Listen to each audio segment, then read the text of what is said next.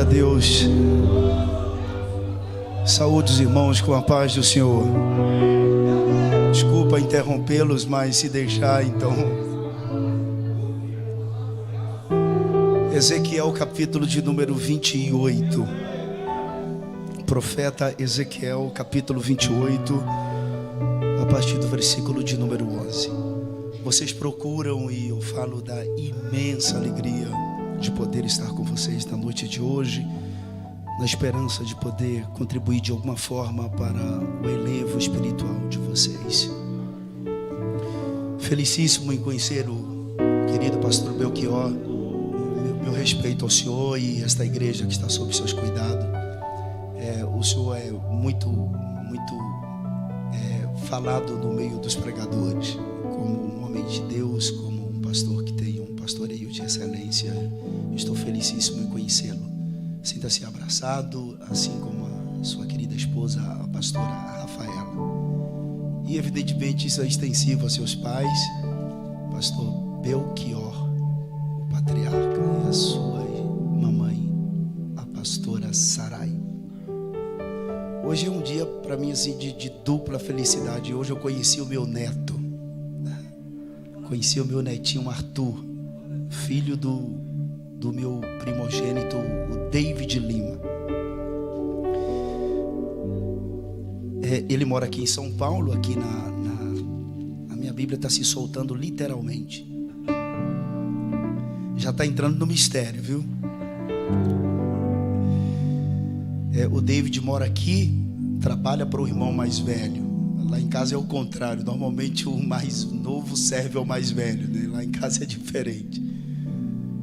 Como diz um irmão de Pernambuco, esse Deus nosso não é gente, não, é Deus. Então hoje a gente conheceu, a gente está assim apaixonado. O menino tem o olhinho verde, puxou a mãe, se puxa o pai, e a gente estava orando mesmo para não puxar o David. Deus abençoe. Prazer rever aqui o Peterson, os pastores, sintam-se abraçados. Pastor Wagner, Oswaldo, que eu conheci nos Estados Unidos da América, terra boa. Aqui tem gente baiano aqui. O pastor Pedro Leandro está aqui, meu amigo. Outras pessoas me mandaram mensagem dizendo que viria aqui me ouvir. Muito obrigado a alunos meus de escatologia. Deus abençoe a vida de vocês grandiosamente. A minha esposa está ali. Ela não está muito bem de saúde, mas não me larga de jeito nenhum. A partir do versículo 11 do capítulo 28, é exatamente essa folha aqui que soltou. Eu acho que eu fui meio...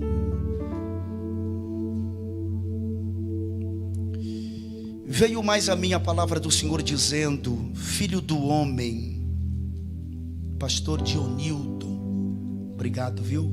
Tratou-me com muito carinho. Deus te abençoe. Profeta de Deus. Veio mais a minha palavra do Senhor dizendo: filho do homem, levanta uma lamentação sobre o rei de Tiro e dize-lhe: assim diz o Senhor Jeová, tu és o aferidor da medida, cheio de sabedoria e perfeito em formosura. Estavas no Éden, jardim de Deus.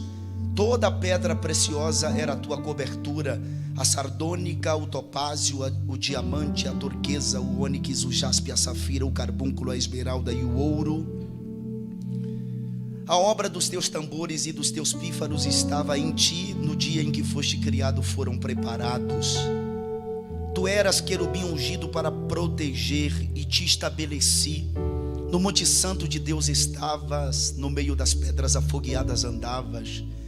Perfeito eras nos teus caminhos desde o dia em que foste criado, até que se achou iniquidade em ti. Na multiplicação do teu comércio, essa expressão na multiplicação do teu comércio é recugem, é tráfico de influências. Se encheu o teu interior de violência e pecaste, pelo que te lançarei profanado fora do monte de Deus e te farei perecer, ó querubim protetor entre pedras afogueadas. Elevou-se o teu coração por causa da tua formosura, corrompeste a tua sabedoria por causa do teu resplendor. Por terra te lancei diante dos reis, te pus para que olhem para ti.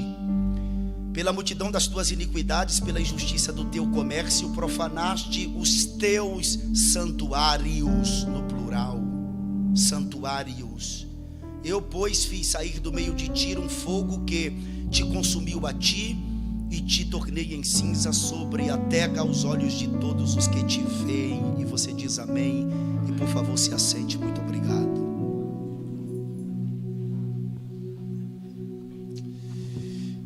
Só existe uma maneira de começarmos a falar sobre Deus, pois coisa alguma tem sido dita de tão significativa acerca de Deus, se não confessar que Deus é um mistério tremendo.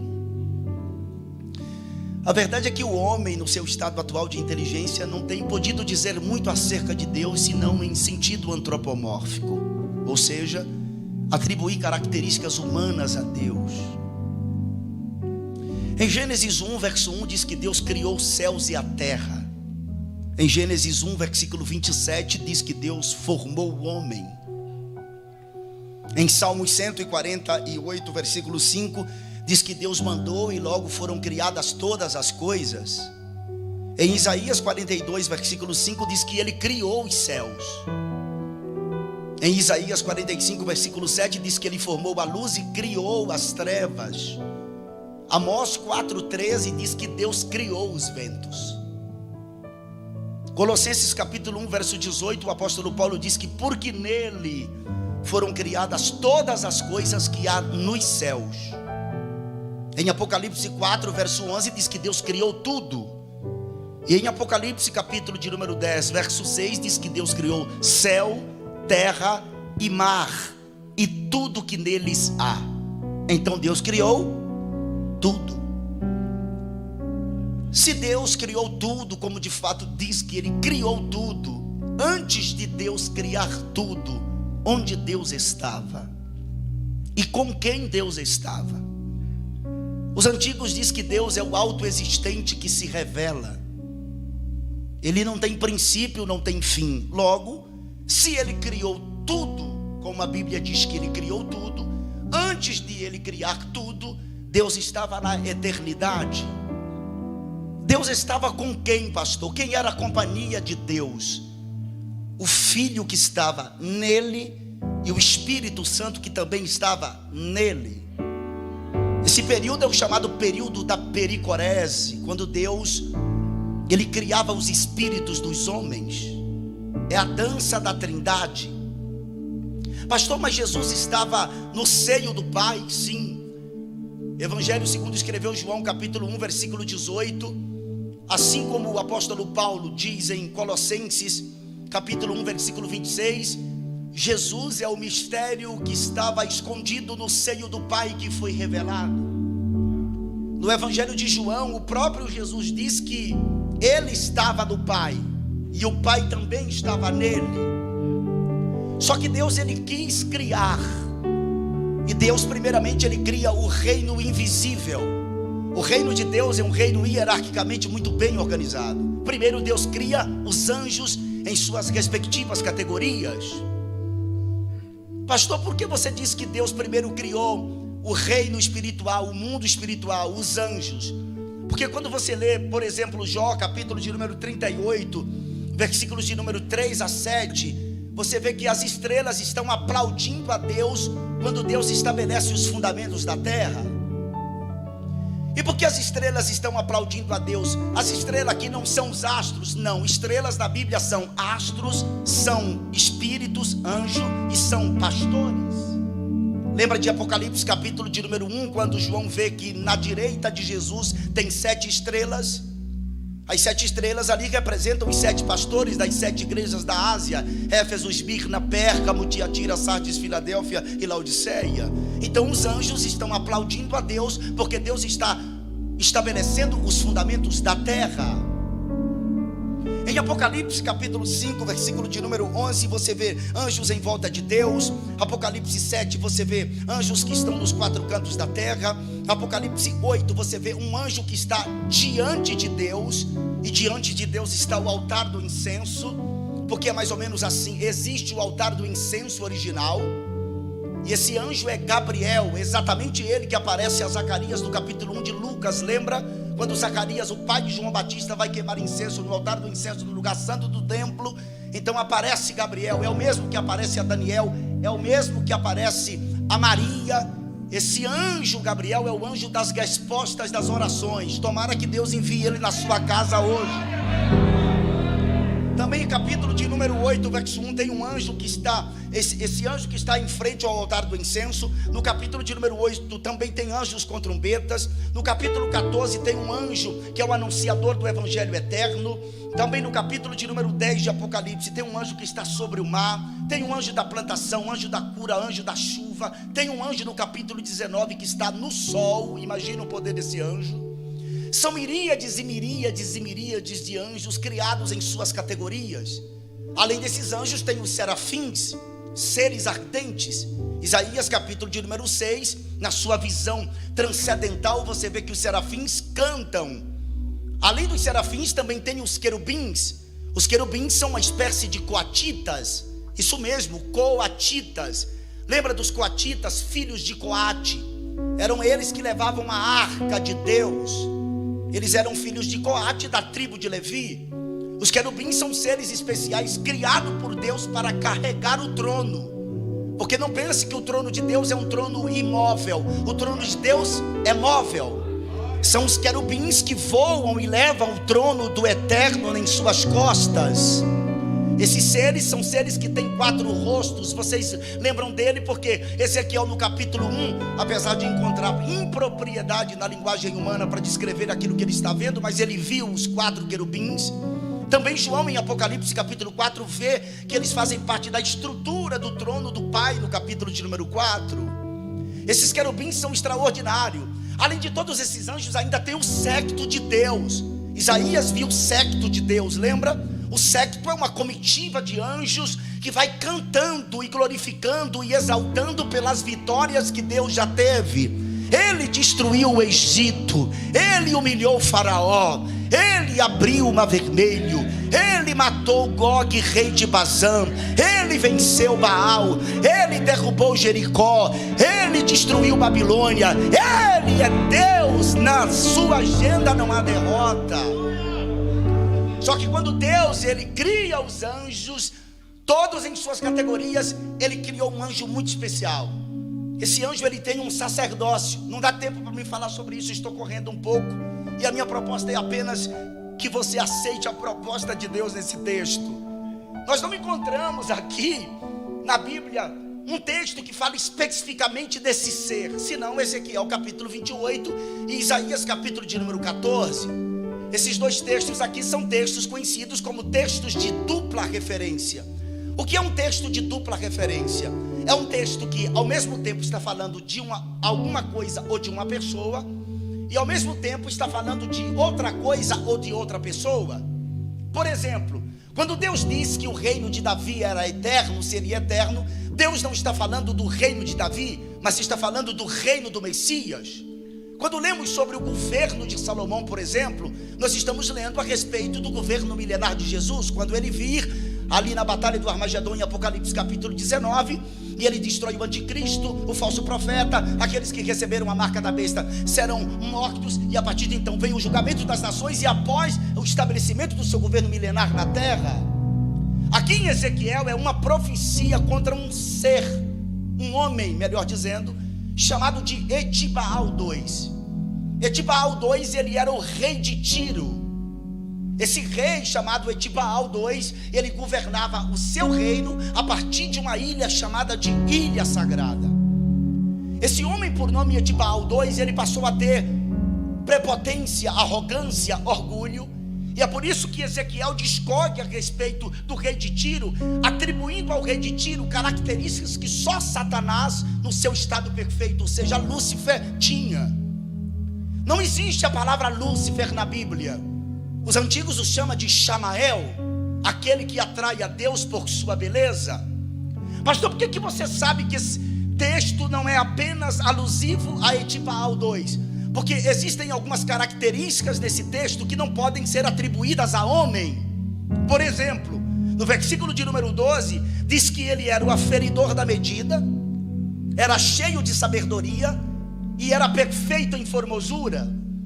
A palavra perfeito em formosura é iof, significa perfeito na simetria que foi criado, sem defeito físico, algo belo, extraordinário.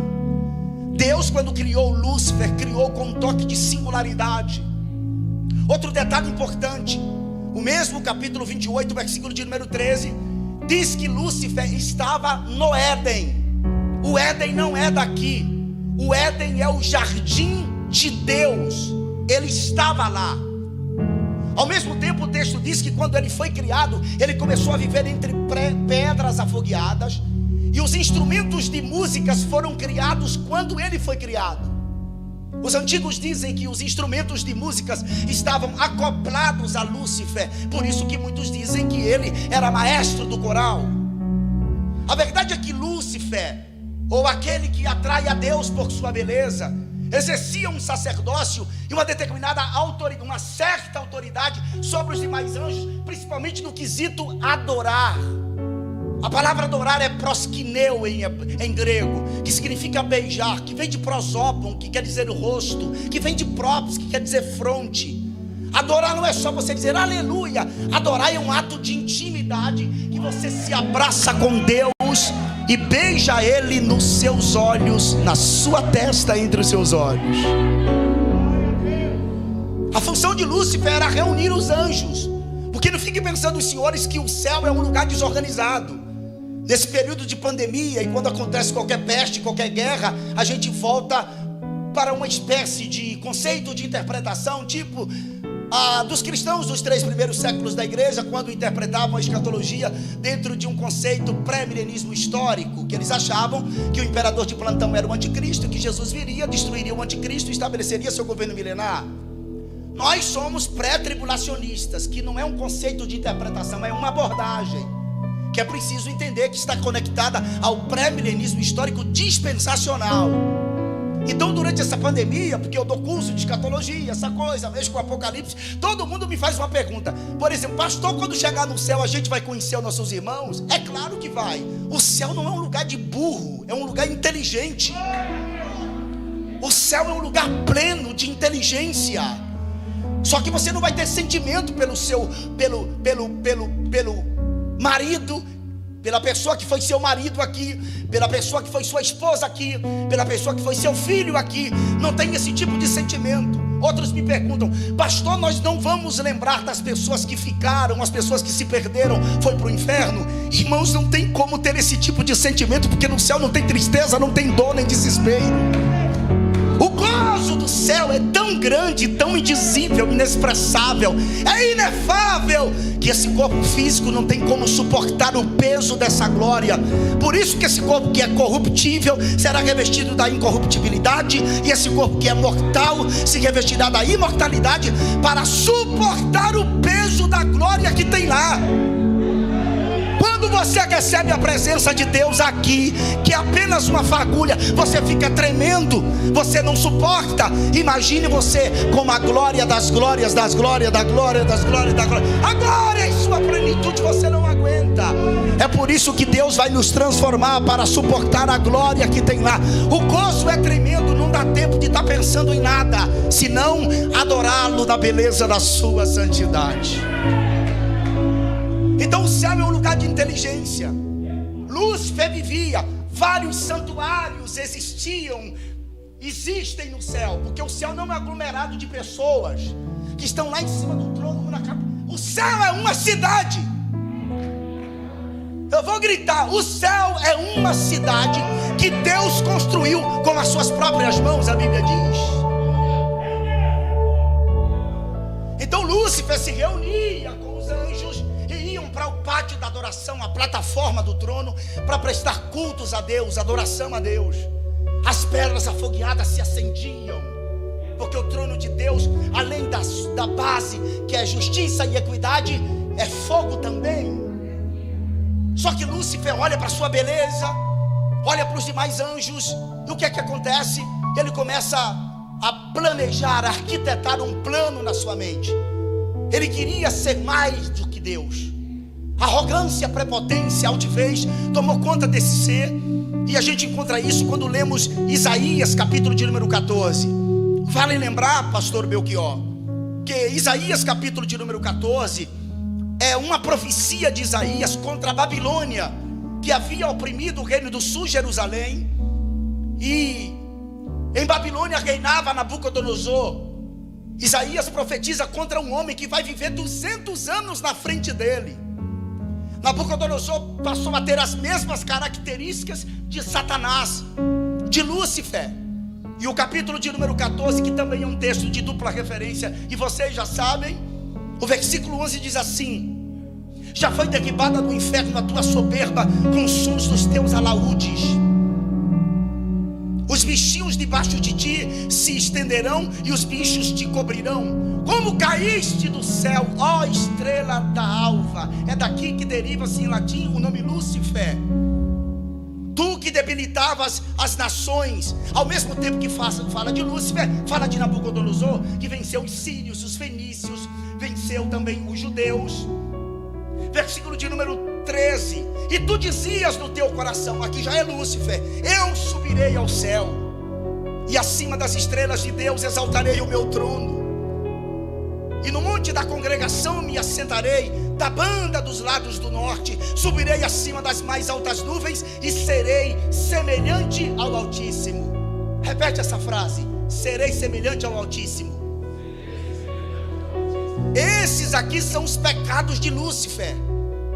Os anjos que estavam liderados por ele, boa parte, ou seja, uma terça parte desses anjos se juntam a Lúcifer. Leia Apocalipse capítulo 12, que você vai ver que um terço das estrelas dos céus segue o dragão, que é Lúcifer. Quais foram os pecados dele, pastor? Os pecados dele foi, número 1, eu subirei ao céu. Ele está dizendo, eu vou tirar o lugar de Deus. 2, eu exaltarei o meu trono acima das estrelas de Deus. Ele está dizendo, eu estarei acima dos anjos. 3, eu me assentarei no monte da congregação, na banda dos lados do norte. Ele está dizendo, eu estarei acima de todos. Número 4, eu serei semelhante ao Altíssimo. Ou seja, eu serei grande, eu terei o mesmo caráter dele, eu serei igual a ele. Por conta disso, quando ele vai prestar cultos a Deus, a Bíblia diz que saiu um fogo de Deus, por causa do seu comércio. E Deus, quando um fogo sai do seu trono contra Lúcifer, a beleza de Lúcifer é deteriorada.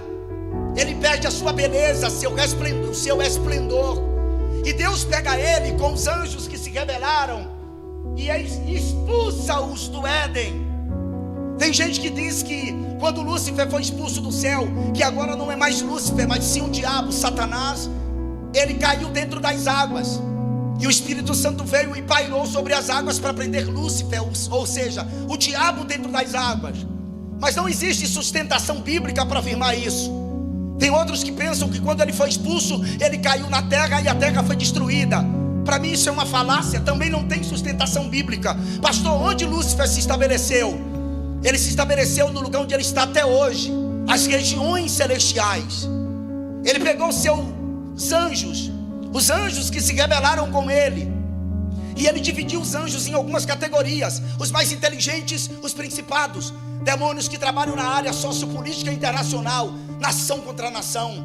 Potestades, demônios que trabalham no país. Governos, demônios que trabalham no estado. Hostes, demônios que trabalham no local. São os demônios de baixo instinto, que está na esquina, ali no ponto de drogas, ali no bar, ali está no ponto de prostituição. Esses demônios de baixo instinto é o habitante que vem de baixo. Além dos principados, das potestades, dos governos e das hostes, tem os epítetos de Satanás, que são demônios que trabalham dentro de jurisdições. Eles comandam uma jurisdição. O reino do diabo é um reino hierarquicamente muito bem organizado. Palavras de Jesus em Lucas, capítulo de número 11. Ele diz que Satanás não expulsa seus próprios demônios. Satanás é hierarquicamente muito bem organizado. Existem cerca de 6.700 idiomas na terra. O diabo fala todos eles: hebraico, grego, as línguas mortas. Fala português com sotaque brasileiro, português com sotaque de Portugal, fala inglês britânico, fala inglês americano, fala húngaro, fala russo, chinês mandarim, que é uma das línguas mais difíceis, os mais de 1.500 dialetos da África. Ele fala todos. Satanás só não fala uma língua.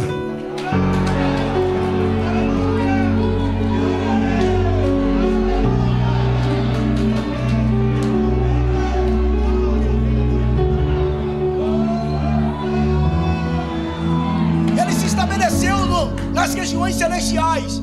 E às vezes nós pregadores, que a gente gosta do mover, a gente pede para a igreja: escuta, Satanás do inferno. Mas ele não está lá.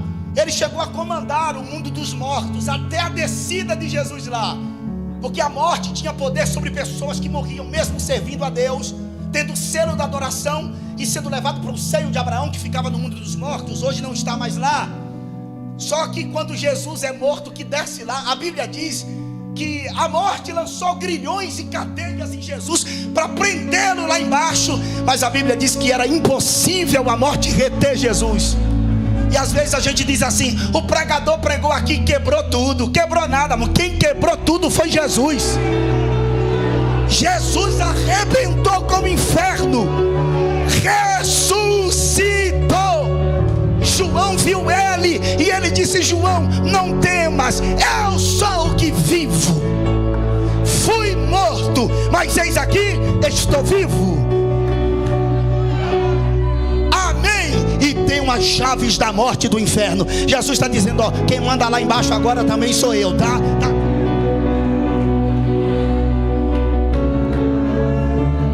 Satanás se estabeleceu nas regiões celestiais. Por quê, pastor? Porque tudo isso aqui era água. Tudo isso aqui era Gênesis 1, tudo era água. Aí a Bíblia diz em Gênesis 1, verso 1, que no princípio criou Deus os céus e a terra. Esse princípio aqui é um tempo inimaginável. Bilhões, pastor, trilhões, não sei, quintilhões de anos, não sei. Mas é um tempo inimaginável, incontável.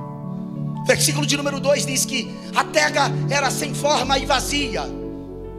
Ela era sem forma e vazia porque ela foi criada com propósito. E ela foi criada no princípio. No princípio criou Deus os céus e a terra. E a Bíblia diz que a terra era sem forma e vazia. E a Bíblia diz que o Espírito pairou. Ele pairou na face das águas. Rever ruas Elohim merahefet. O verbo merahefet é atribuído a aves que põem ovos e chocam os ovos para nascer filhotes. O Espírito Santo é uma espécie de incubadora que está preparando o ambiente da criação. Ele está ali no movimento. Eu acho que é por isso que os crentes fazem assim, entendeu?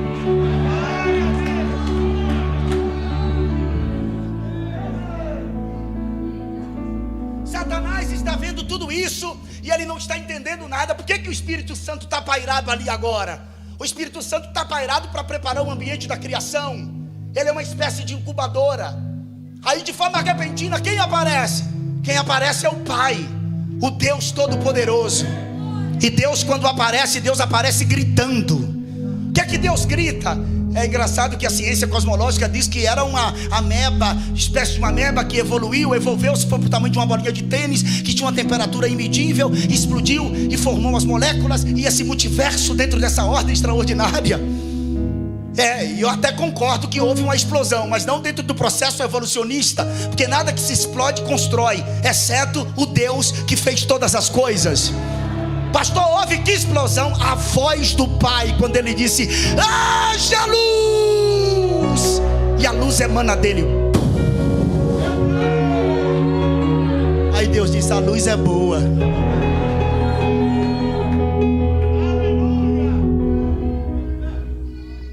E a Bíblia diz que Deus chamou a luz dia e chamou a noite trevas, e foi a tarde e amanhã o dia primeiro. E disse Deus: haja uma expansão no meio dos céus, das águas, e haja expansão entre águas e águas.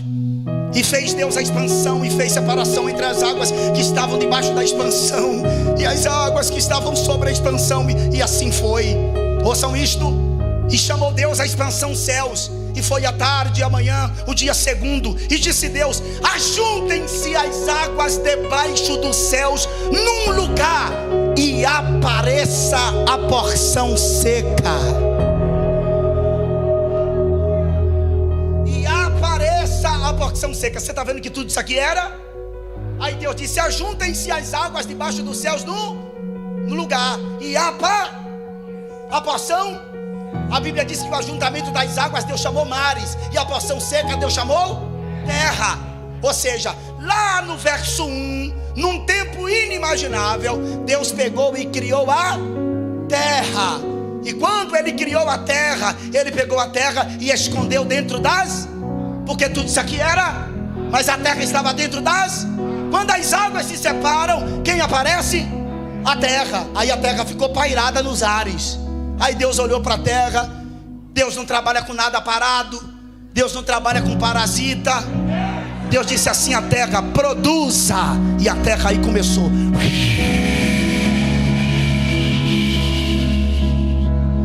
Produza a terra. Não fique pensando que a terra produziu árvores já com frutos. As coisas não acontecem de nada de uma hora para outra. Nem Deus fez as coisas de uma hora para outra. E você começou a pregar ontem e já quer estar no Abala São Paulo. Não pode, meu filho. Eu estou tremendo aqui em cima olhando para esses homens. Você começou a cantar ontem, já quer ter o disco gravado. Tem que dar tempo. Você começou a estudar ontem, já quer ser doutor. Não tem como, meu filho. Você vai ter que passar por um processo. Ensino médio, depois ensino superior, vestibular, faculdade, se formar. É um processo. Não pule etapas na sua vida. O Deus que fez os céus e a terra tem